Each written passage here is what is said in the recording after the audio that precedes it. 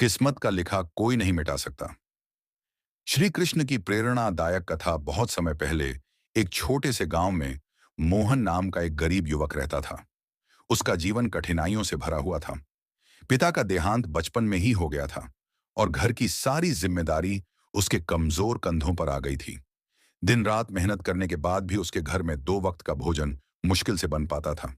गांव के लोग अक्सर उसका मजाक उड़ाते और कहते, तेरी किस्मत में सुख लिखा ही नहीं है। धीरे धीरे मोहन भी यही मानने लगा कि शायद भगवान ने उसके भाग्य में केवल दुख ही लिखे हैं। एक दिन दुखी होकर वह गांव के बाहर बहने वाली नदी के किनारे बैठा रो रहा था। उसके मन में कई सवाल थे। भगवान, अगर आप सच में हैं तो मेरे साथ ही ऐसा क्यों? उसी समय वहां एक वृद्ध संत आए। उनके चेहरे पर अद्भुत तेज था। उन्होंने मोहन से पूछा, बेटा, क्यों दुखी हो? मोहन ने अपनी सारी परेशानियां बता दी। संत मुस्कुराए और बोले, जो होता है अच्छे के लिए होता है। भगवान कभी अपने भक्त का बुरा नहीं करते। मोहन को यह बात समझ नहीं आई। उसने कहा, अगर सब अच्छा हो रहा है तो मेरे जीवन में इतना दुख क्यों है? संत ने उसे अगले दिन जंगल में मिलने के लिए कहा। अगली सुबह मोहन जंगल पहुंचा। संत उसे एक आम के पेड़ के पास ले गए। पेड़ पर बहुत सारे कच्चे और पके आम लगे थे। संत बोले, अगर यह कच्चा आम आज ही तोड़ लिया जाए तो इसका स्वाद कैसा होगा? मोहन बोला, बहुत खट्टा। संत मुस्कुराए और बोले, लेकिन समय आने पर यही फल मीठा बन जाता है। ठीक वैसे ही भगवान हर इंसान को सही समय पर फल देते हैं।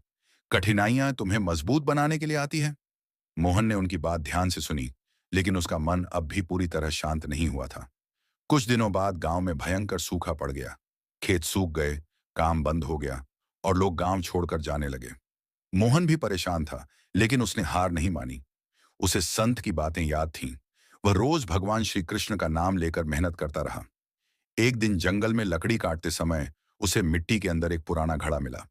जब उसने घड़ा खोला तो उसमें सोने के सिक्के और कीमती रत्न भरे हुए थे। मोहन की आंखों से आंसू निकल पड़े। उसे तुरंत संत की बात याद आई। भगवान सही समय पर ही फल देते हैं। उसने उस धन का उपयोग केवल अपने लिए नहीं किया।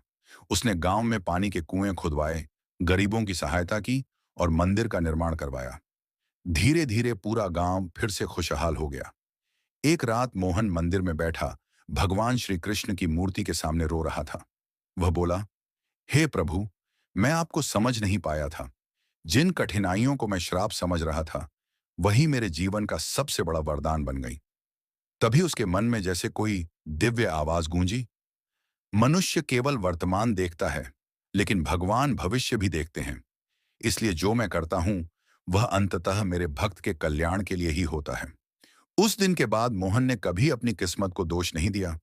वह हर परिस्थिति में भगवान पर भरोसा करने लगा। सीख, जीवन में चाहे कितनी भी कठिनाइयां आईं, कभी धैर्य और विश्वास मत खोइए। भगवान की योजना हमारी सोच से कहीं बड़ी होती है। आज का दुख कल की सबसे बड़ी खुशी बन सकता है।